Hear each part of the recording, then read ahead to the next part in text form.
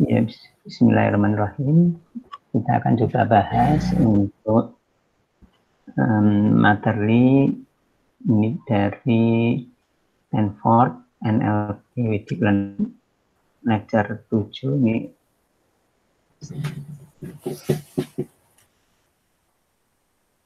Slide tahun 2021. Sequence dan attention.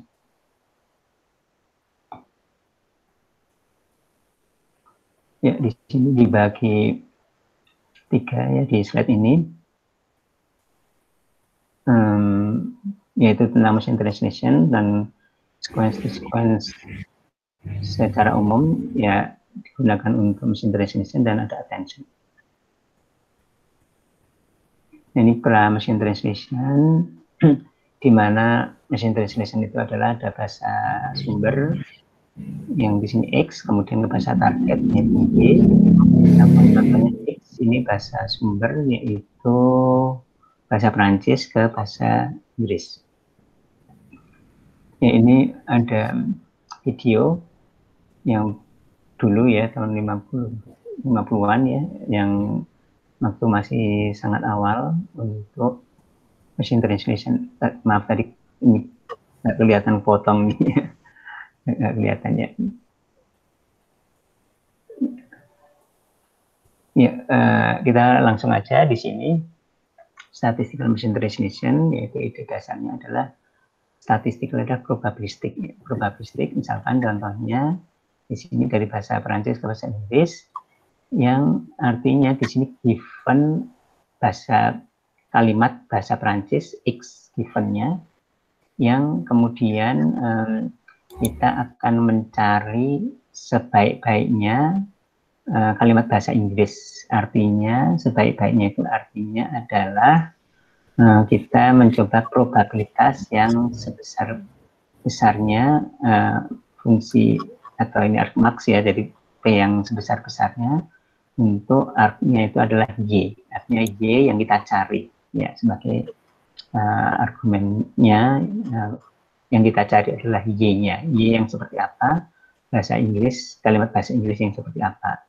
Nah, kalau kita menggunakan teorema atau aturan Bayes yang kita sudah ketahui, di mana kita menggunakan argmax ya, dan argmax sehingga kalau di teorema Bayes itu sebenarnya ada denominatornya di sini, tapi karena argmax denominatornya yaitu Px ini dihilangkan, sehingga di sini utamanya ada dua komponen. Dua komponen di sini adalah probabilitas dan probabilitas. Ini sekali lagi adalah Y, yaitu adalah bahasa targetnya, kalimat bahasa targetnya itu bahasa Inggris. Ya, kita ketahui di sini jadi dibalik seperti ini. Nah, kemudian di sini PY. Ini jadi dua komponen probabilitas, ada statistik di sini, yaitu adalah yang pertama model. Ada dua model. Model pertama adalah model translasi, model kedua adalah model bahasa. Di model translasi ini adalah kita belajar trainingnya menggunakan bahasa, learningnya menggunakan paralel data. Paralel data itu adalah antara X dan Y. Artinya korpus paralel, yaitu korpus paralel bahasa Inggris dan bahasa Prancis dalam hal ini. Di mana di sini mencoba menghasilkan Y karena X itu udah given, sehingga bagaimana Y yaitu kalimat bahasa Inggris yang dari sisi translasinya itu sebaik-baiknya, dari sisi translasinya sebaik-baiknya. Ya, kemudian diperbaiki dengan model bahasa, jadi udah yang sebaik-baiknya di sini atau yang dari sisi translasi, tapi kemudian dari sisi fluency secara supaya lebih fluent untuk bahasa Inggrisnya itu digunakan model bahasa, di mana model bahasa itu menggunakan datanya korpus monolingual. Nah, kalau korpus monolingual ini juga bisa diambilkan dari sini, kan tadi udah ada juga, atau juga karena korpus monolingual itu bisa juga yang dari sini, dari sebagian dari sini yang paralel data, juga bisa diambil dari yang lain, karena kalau korpus monolingual kan gampang mencarinya karena tidak usah membuat paralel. Nah, di sini mungkin agak terbatas, misalkan bahasa katakanlah untuk bahasa Indonesia dengan bahasa Inggris katakanlah seperti itu, atau bahasa Indonesia dengan bahasa yang lain mungkin agak terbatas. Tapi kalau monolingual bahasa Indonesia pun sangat banyak gitu ya. Jadi ini dapat dibagi menjadi dua komponen model. Nah, ini paralel data, ini udah dari dulu paralel data itu. Ini contohnya di tulisan di batu ya. Nah, untuk di statistical machine translation, ini untuk model translasi seperti ini dari paralel corpus, itu biasanya dipecah lagi ya untuk supaya lebih optimal. Dipecah lagi menjadi kita tambah variabelnya, yaitu tambah variabel alignment di sini. Alignment A, di sini ada alignment, tambah A lagi. Ya. Tambah lagi, jadi ada X tadi, bahasa Inggris, dan ini adalah alignment-nya. Apa yang dimaksud dengan alignment? Alignment itu adalah ya pensejajaran. Pensejajaran itu bisa antara lain levelnya kata. Ya. Jadi dari korpus, paralel korpus dibuat pensejajaran dari source sentence X ke target sentence Y. Ya. Lagi akan kita lihat bahwa alignment itu ternyata juga cukup kompleks. Ya, alignment itu cukup kompleks. Kita lihat ada perbedaan-perbedaan antar bahasa yang antara misalkan di sini bisa di alignment dengan sederhana seperti ini, ya tanpa silang juga, tapi ternyata di sini tidak ada counterpartnya, tidak ada partnernya di sini. Ya. Kalau kita gambarkan ya seperti ini tidak ada. Jadi kalau Japan, tapi kalau di bahasa Perancis ternyata ada le di sini le. Ya, kemudian alignment itu juga kompleks. Juga salah satunya adalah karena bisa many to one. Ini adalah many ke one. Ya, di bahasa Inggrisnya perlu 3 kata, di sini cuma 1 kata. Di sini 2 kata, 1 kata, dan seterusnya. Ya, jadi alignment itu cukup kompleks. Ya, sekali lagi alignment yang tadi disimbolkan dengan A, itu untuk statistical machine translation, untuk model translasi, komponen model translasi itu perlu supaya lebih optimal. Dan ini contoh lagi memperlihatkan bahwa alignment cukup kompleks, yaitu dengan one to many.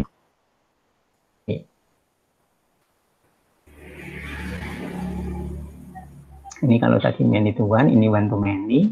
Ini diterjemahkan menjadi frase sini. Jadi bisa many to many atau frase level frase. Jadi frase diterjemahkan menjadi frase. Ya, nanti akan kita lihat bahwa learning alignment, jadi alignment yang tadi seperti itu dicari juga. Ini dicari, ya dicari. Jadi argumennya jadi 2X dan A untuk givennya Y, ya dari paralel corpus, sehingga artinya dicoba atau dicari, dihitung A yang seperti apa, yang sebaik-baiknya. Artinya proses learningnya perlu menghasilkan alignment juga. Ya, proses learningnya perlu menghasilkan alignment juga di samping untuk X itu sendiri. Ya, jadi biasanya alignment itu tidak eksplisit di data ya. Jadi alignment itu perlu diproses learning ya, ada proses learning. Ya bisa saja mungkin sebenarnya secara manual, tapi itu effortnya jadi sangat-sangat besar karena perlu korpus yang besar untuk latih ya. Ya, sehingga di sini ada 2 komponen tadi, model translasi dan model bahasa, yang kemudian bagaimana mendapatkan atau menghitung mengkomputasi argsmax yang 2 model ini ya. Ya, salah satu cara sederhananya ya coba dicoba-coba bahasa Inggris yang seperti apa, coba-coba bahasa Inggris yang seperti apa ini, tapi kan terlalu ekspensif. Artinya kalau banyak mencoba kemungkinan-kemungkinan atau bahkan setiap kemungkinan dan dihitung probabilitasnya. Nah, oleh karena itu di sini ada asumsi independensi,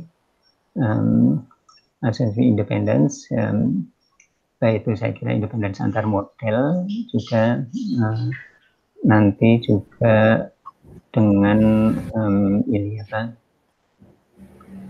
Dengan dynamic programming ya, dengan dynamic programming artinya tidak secara greedy tapi yang proses itu disebut dengan decoding. Ini adalah proses decoding ya, seperti ini. Kita ada bahasa sumbernya adalah bahasa Jerman, kemudian bahasa targetnya adalah bahasa Inggris, di mana di sini ada menurut kamus kata ini terjemahnya adalah ini, kata ini terjemahnya ini, kata ini terjemahnya ini, juga frase ini terjemahnya ini, frase ini terjemahnya ini, frase yang sini terjemahnya ini, dan seterusnya.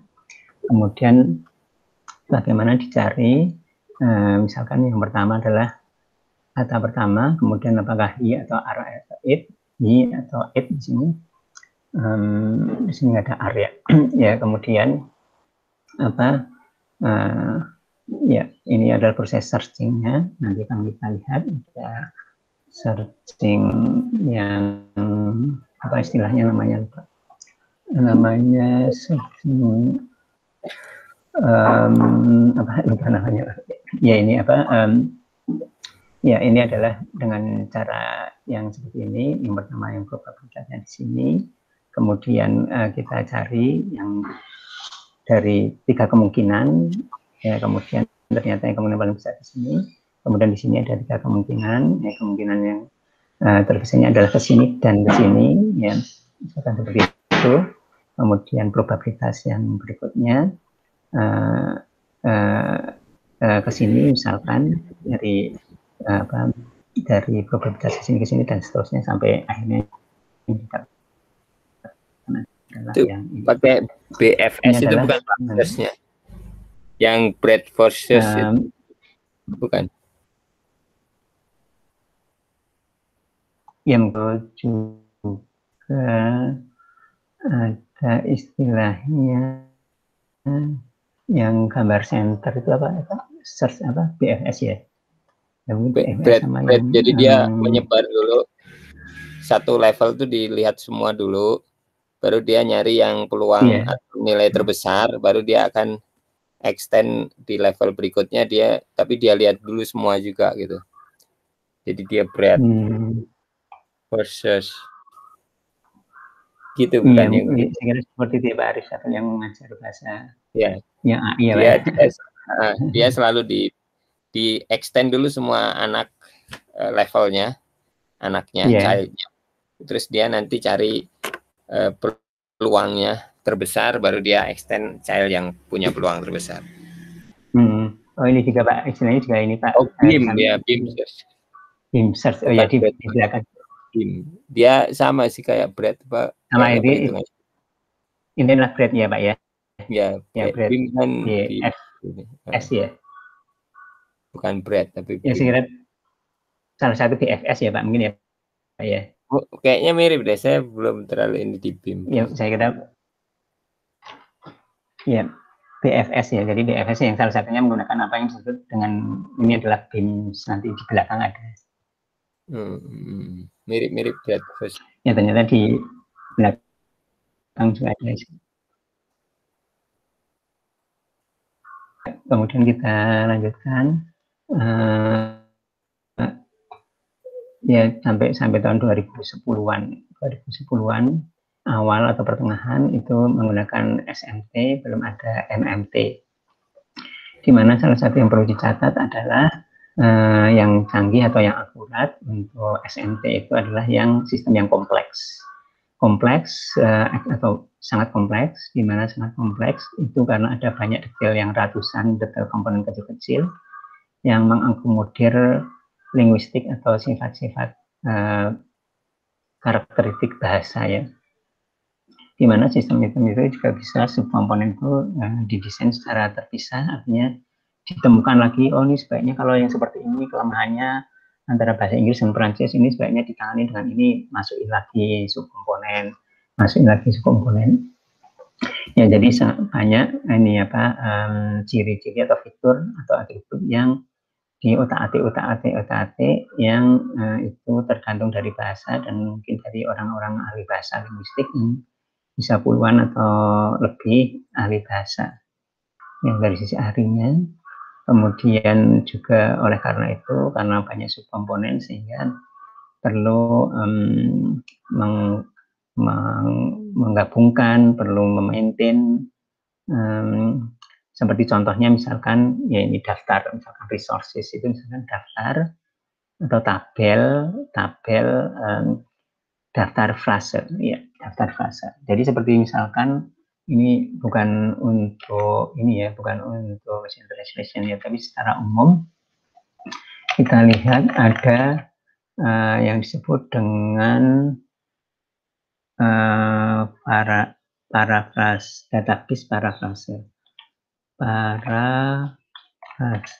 database misalkan gitu istilahnya apa namanya, PPDB. Nah, PPDB ini paraphrase database ini ngumpulin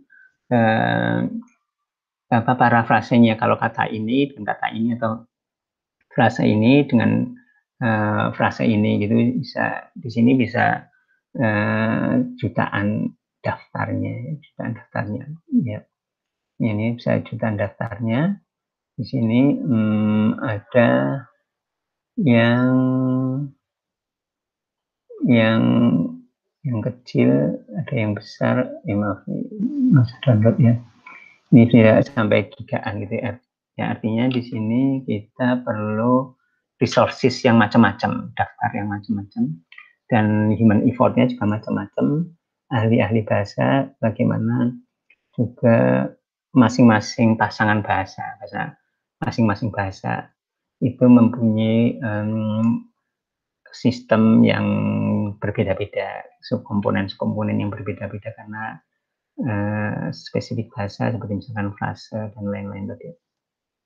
Nah, kemudian mulai 2010-an pertengahan kita ada Neural Machine Translation 2014, ya, di mana di sini kita menggunakan yang jauh lebih sederhana, jauh lebih sedikit ahlinya.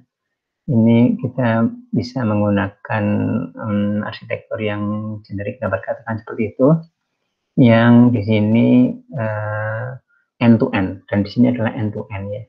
Di sini adalah end to end, artinya tidak perlu di tengahnya ada proses apa lagi, di tengahnya ada proses apa lagi, end dari input ke end output, ya, end to end. Jadi sifat dari deep learning secara umum itu end to end, termasuk bagaimana deep learning yang dalam hal ini digunakan untuk neural machine translation juga end to end. Yang di sini karena ininya sequence, inputnya, outputnya sequence. Jadi modelnya disebut dengan sequence to sequence, yang dapat dikatakan itu adalah dua RNN. Dua RNN ini adalah RNN pertama, kemudian ini RNN kedua, ini adalah inputnya sequence, outputnya adalah sequence ya. Source sentence-nya sequence, target sentence-nya adalah sequence. Kemudian seperti tadi dikatakan, di sini pada intinya adalah sebenarnya ini adalah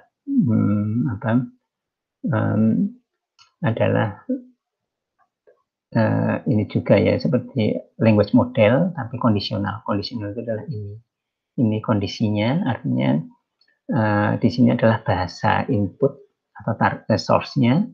Nah, kemudian di sini bagaimana dibuat language model. Bisa saja di sini adalah image ya, image kondisional, artinya kondisinya adalah image ya.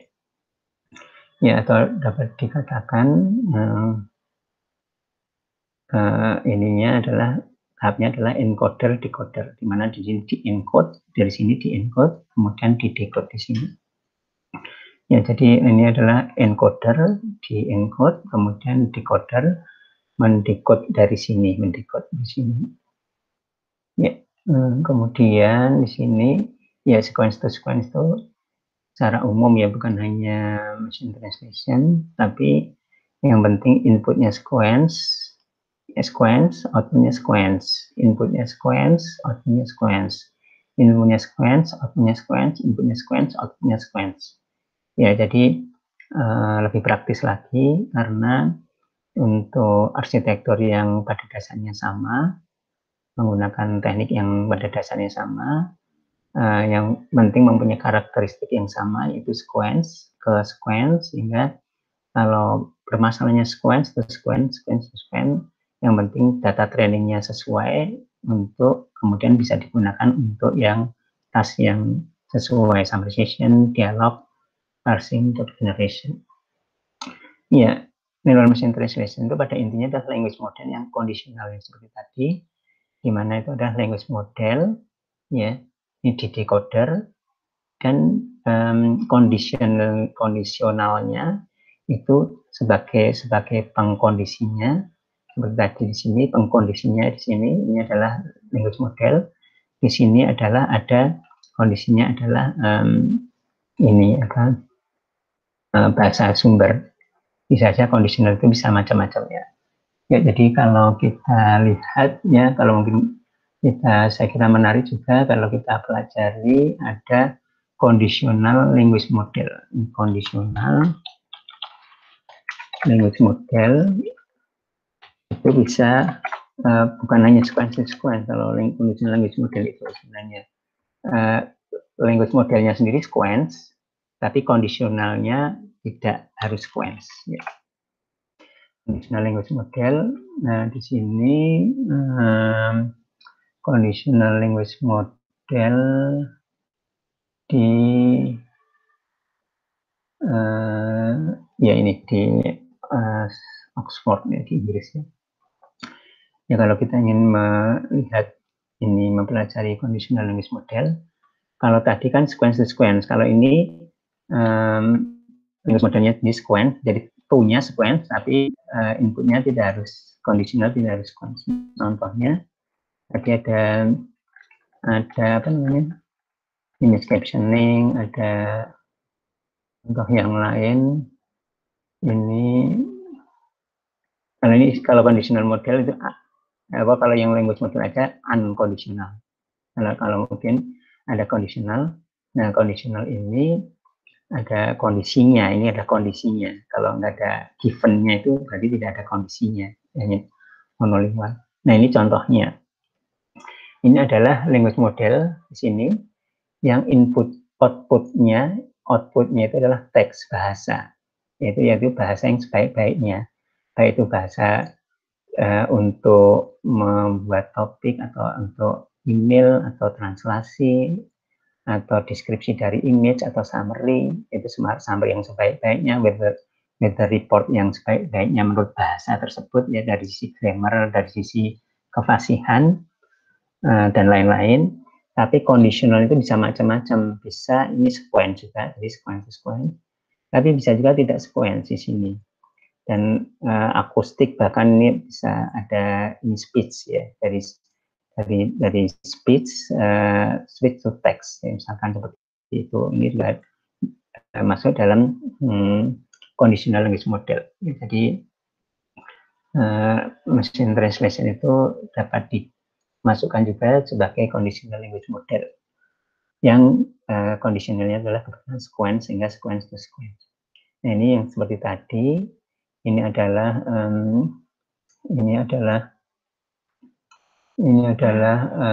apa yang language model, karena next word-nya ini artinya membuat kata yang sebaik-baiknya dari next word untuk tersebut. Nah, kemudian di sini adalah ininya yang tadi yang translasi. Nah, ini seperti ini saya kira kita udah tahu dari source sentence kemudian ke target sentence ya. Target sentence encoder decoder ya, kemudian ini end to end, jadi tidak perlu diutak-atik. Ada maksudnya di tengahnya itu tambahin apa yang perlu kita tambahin yang spesifik untuk suatu bahasa, misalkan Jadi single system end to end ini salah satu karakteristik umum saya kira dari deep learning. Dan saya kira gini udah dipelajari untuk RNN, yang RNN itu deep, ya saya kira udah kita pelajari. Ya kemudian ini apa? Ini bisa juga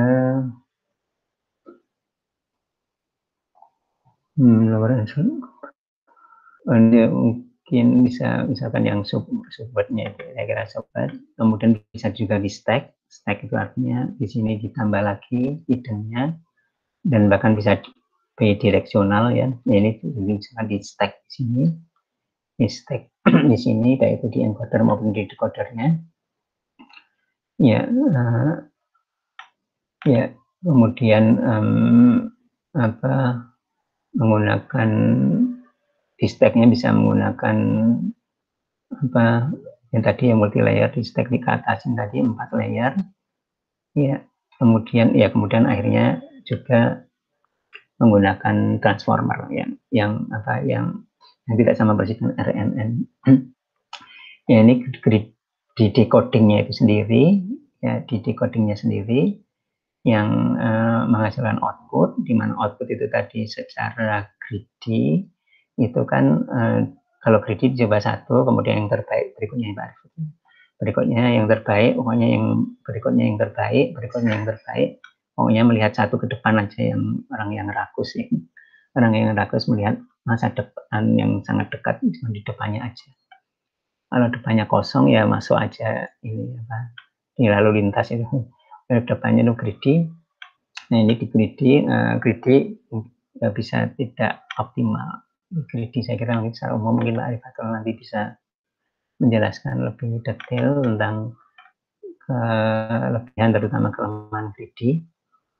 Nah ini greedy itu seperti ini, yang greedy itu berarti seperti 2 gram aja, seperti 2 gram. Yang penting setelah hi apa, setelah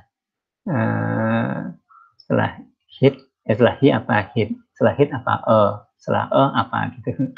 Misalkan gitu ya, mungkin ya sekira seperti itu, tidak melihat ke depan beberapa dan bisa balik lagi misalkan seperti itu.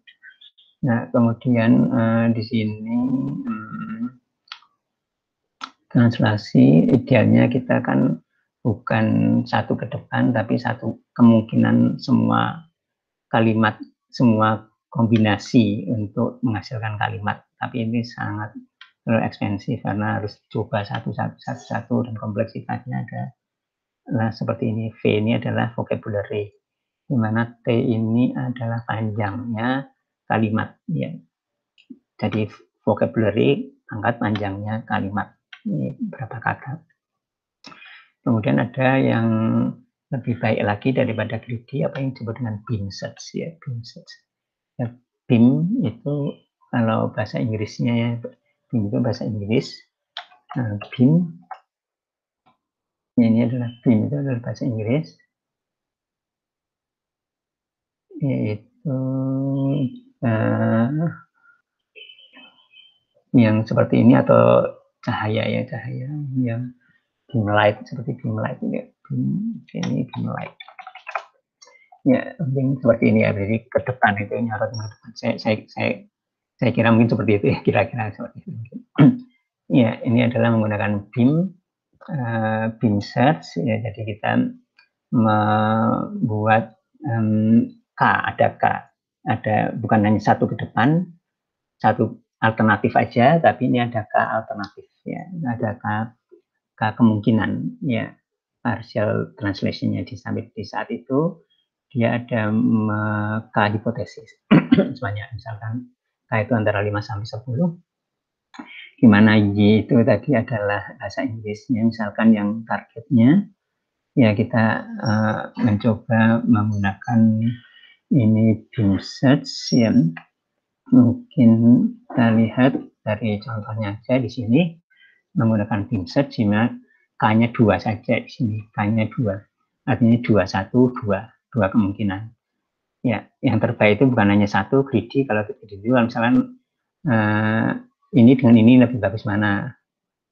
ini lebih bagus mana, misalkan lebih bagus ini, ya pakai ini. Nah, tapi kalau di BIM dua kemungkinan alternatif masih dilihat. Nah, kemudian ini dua juga, karena angkanya dua. Ini adalah ada dua hipotesis, kita lihat di sini dan ini. Dan kalau ke sini, dan ini yang terbaik adalah ini, dan yang terbaik di sini adalah ini. Ya, ini dan ini. Ya, di sini adalah yang hit, di sini adalah yang worst. Nah, kemudian di sini nyabang lagi, di sini dua lagi. Ini dua lagi. Dicari dari probabilitas sampai sejauh ini. Ini adalah probabilitas ini. Sampai sejauh ini di sini, ini probabilitas ini. Ini yang terbaik dari 4 ini adalah ini dan ini.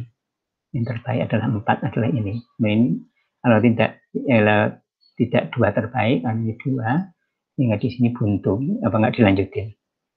Nah, ini dilanjutin, ini dua nyabang dua.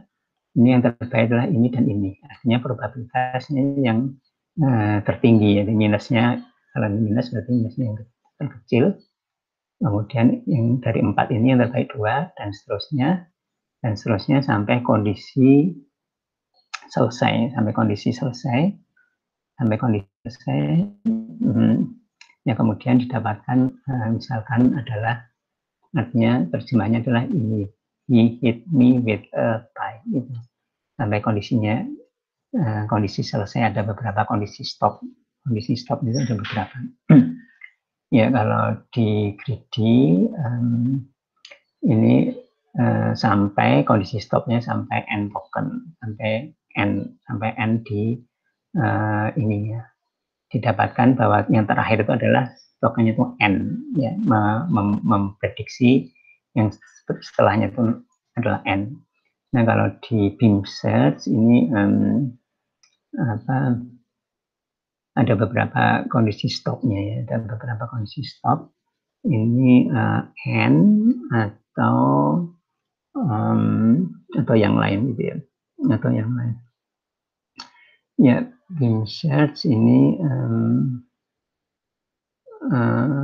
yang tadi, ya, misalkan tadi ada contohnya BIM search.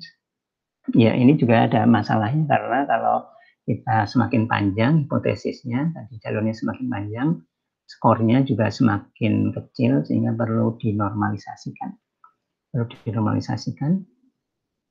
Ya, kemudian topik yang berikutnya keuntungan. Ya, ini performanya lebih bagus, lebih fluent, meskipun tadi di bahasa Inggris, bahasa Indonesia menggunakan Google Translate masih belum cukup bagus, ya. Tadi juga contohnya, kalau nggak salah tadi kan kita lihat contoh yang tadi yang ayah seorang guru, tapi dia di kota. Nah, ini yang saya kira, yang sejauh yang saya tahu ini kan juga udah pakai neural kan, tapi tetap aja ada kelemahannya atau kekurangannya, ya. Jadi ini adalah lebih bagus, lebih fluent. Kemudian dengan konteksnya, ini harusnya konteksnya udah ayah kan konteksnya berarti kan harusnya he. Kalau ibu harusnya konteksnya si, tapi di sini terpajang sini.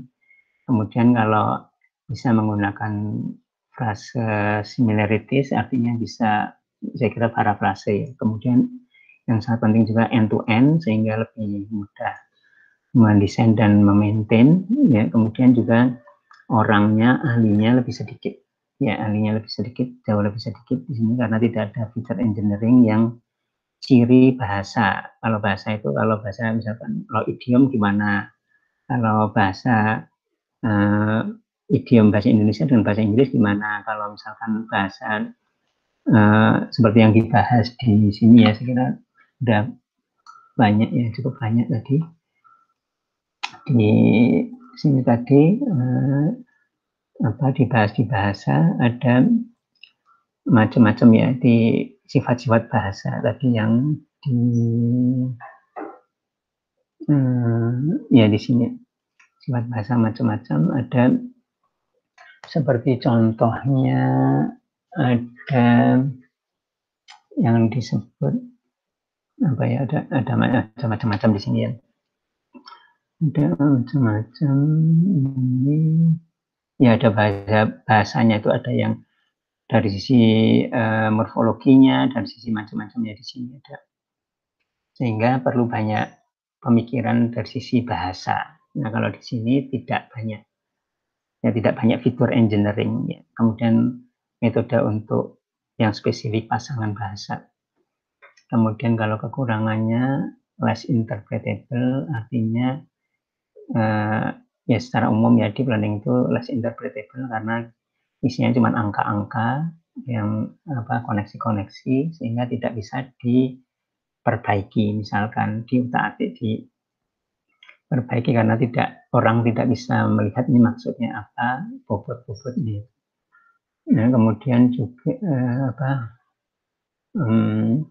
dibandingkan dengan SMT juga tidak mudah dikontrol. Tidak mudah dikontrol itu seperti tadi contohnya saya kira. Contohnya tidak mudah dikontrol itu seperti ini. Nah, kalau di sini misalkan, nah ini kalau seperti ini ada kelemahannya apa? Nah ini modul yang seperti ini ini aja diperbaiki ya modulnya. Ya kemudian ya saya kira seperti itu. Ya kemudian Blue itu intinya adalah membandingkan dengan yang manusia ya, membandingkan dengan manusia sejauh mana dia presisi atau rekonversi ya. Ya di sini ya meskipun Blue itu ada kelemahannya. Ya mungkin saya kira seperti itu. Ini ada banyak permasalahannya, masih banyak permasalahannya. Ada permasalahan yang out of vocabulary, jadi kalau belum ada di data training gimana, domain mismatch, artinya kalau data training yang digunakan itu domainnya permasalahannya apa, kemudian digunakan untuk permasalahan yang lain, ya mungkin kalau bahasa Indonesia mungkin kalau generik, kemudian digunakan untuk kasus tertentu, misalkan untuk medis, untuk apa, mungkin seperti itu ya. Kemudian memaintain konteks yang teks yang panjang ya. Jadi kalau ini ingin balik ke depan ininya konteksnya, ya saya kira yang udah pernah kita bahas juga ya. Ini kemudian kalau resource artinya paralel datanya sedikit. Kemudian ya ada juga yang lain-lain ya, ada ya ini contohnya mungkin meskipun sekarang kalau udah enggak juga sih kalau di ini ya kalau di Google Translate kayaknya sudah enggak seperti ini dulu. Tapi ini yang bisa menjadi masalah karena paper jam seperti ini ya selai kertas misalkan gitu. Yang tidak make sense ini seperti ini, tidak make sense. Jadi harusnya ini harus make sense ya dari sisi model bahasanya harus make sense. Ini nggak make sense seperti ini. Ya ini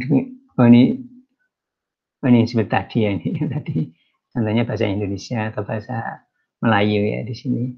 Ya karena ini bebas gender, nah ini bahkan ini yang bias kalau jururawat dia si, kalau programmer dia hi gitu. Jadi ya kalau seperti itu, kalau programmer laki-laki, kalau perawat dia perempuan, jadi bias gender. Dan makanya tadi disebutkan di sini ke safety concern-nya itu salah satunya berkaitan dengan bias gender.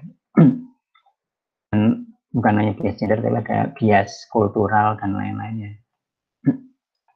Ini yang uninterpretable, misalkan kalau kurang low resource ya. Sehingga kenapa ini seperti ini?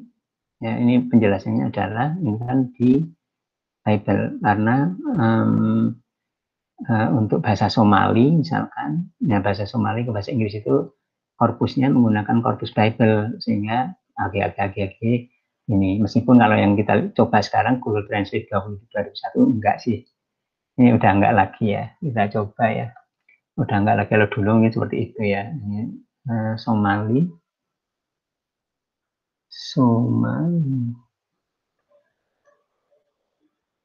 ya,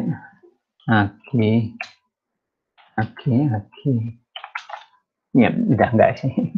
Jadi udah enggak seperti itu ya.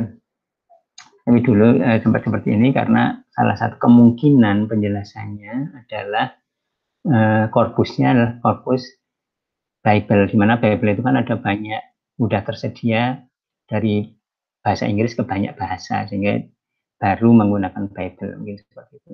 Nah, saya kira mungkin seperti itu. Kemudian kita berikutnya attention, yang saya kira udah berapa kali kita udah bahas. Ya, mungkin Arifatul, Hendy bisa menambahkan, silakan Pak. Belum Pak untuk ini mah. Jadi ya masih uraian tadi aja, ini sangat menarik challenge-nya. Memang kita perlu di rincian-rincian tadi ya, jadi dicobain di rincian-rincian. Iya, di Neural MT aja, NMT-nya banyak rincian-rincian yang perlu kita coba dan dianalisis per bagian tadi. Gitu aja mungkin tambahannya. Mungkin dari Henry, makasih. Belum sih Pak, belum ada tambahan.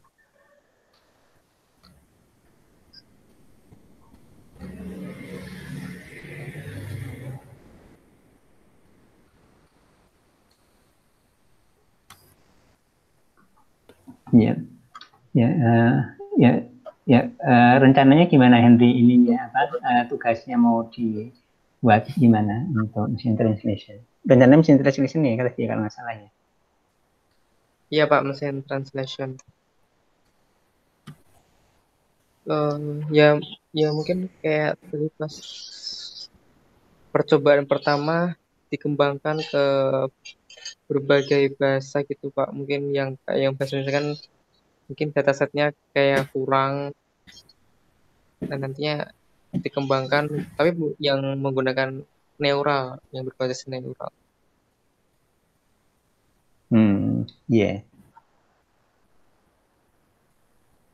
Kalau di statistical machine learning menggunakan machine translation yang di coding itu bisa machine translation gitu Pak?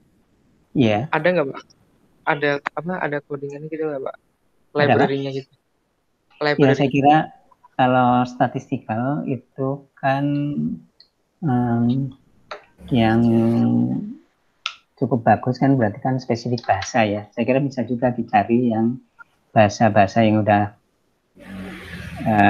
populer ininya, codingnya ya. Di situ statistical machine translation. Saya kira bisa juga dicari sih. Saya dalam explore, tapi saya kira ini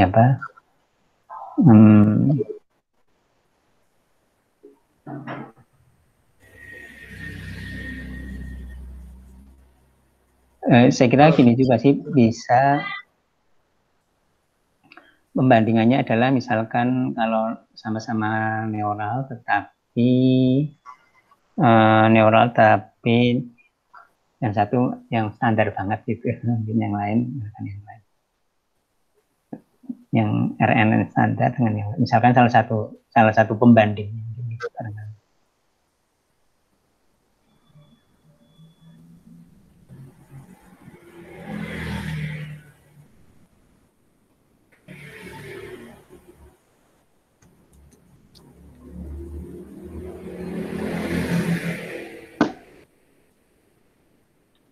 Gimana? Ini enggak ada masih presentasi.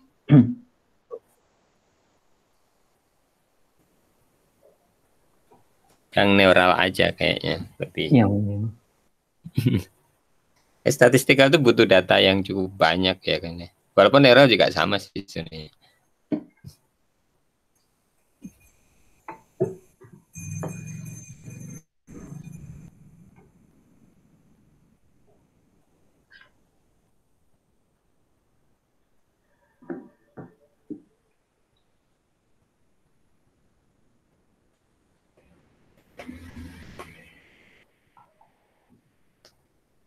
Iya.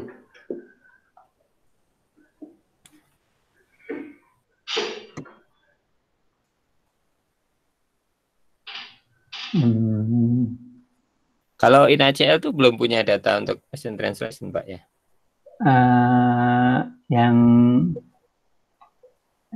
saya nggak hafal Indo NLG itu ada ini nggak ya? Ya itu belum lihat kemarin mesin translation-nya dia punya nggak ya? Dulu Bu Ari kan di bahasa Sunda ya, translation bahasa Sunda. Betul. Tapi statistik kayaknya itu ya. Belum Statistikal Bu Ari. Iya, statistikal. Mungkin karena low resource antara lain, Pak.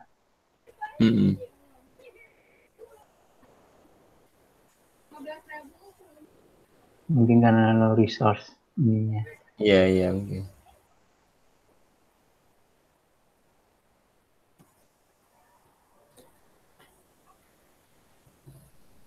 Dan memang saat itu kan Neura di Indonesia belum ya, di Indonesia. Oh iya, mungkin belum begitu ya. Bu Ari itu tahun berapa ya? Itu mungkin kita masih 2015 mungkin. 2014 mulai kayaknya 2015 ini kan 2014 baru mulai ya. Iya. Di Indonesia belum.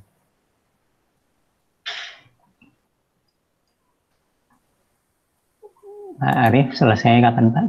Biasanya 2000. Saya 2015 awal Pak. Ya bersama Langit itu ya. Ya. Itu mulai 2014. Kayaknya 2014 kalau nggak salah ya. 2014-an atau 2015 kalau nggak salah. Mungkin sekitar itu Pak ya. Iya mungkin sekitar itu ya. Karena selesai 2020 ya Pak ya. Ya. 2020 kurangi 5. 2015. Jadi pas masuk itu, pas menentukan itu kan baru ngetren, baru mulai dibahas di Amerikanya itu. Iya betul. Iya betul.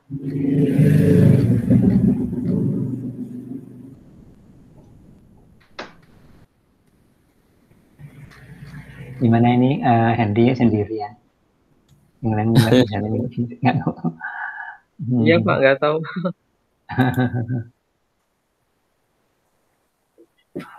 Gak apa-apa nanti.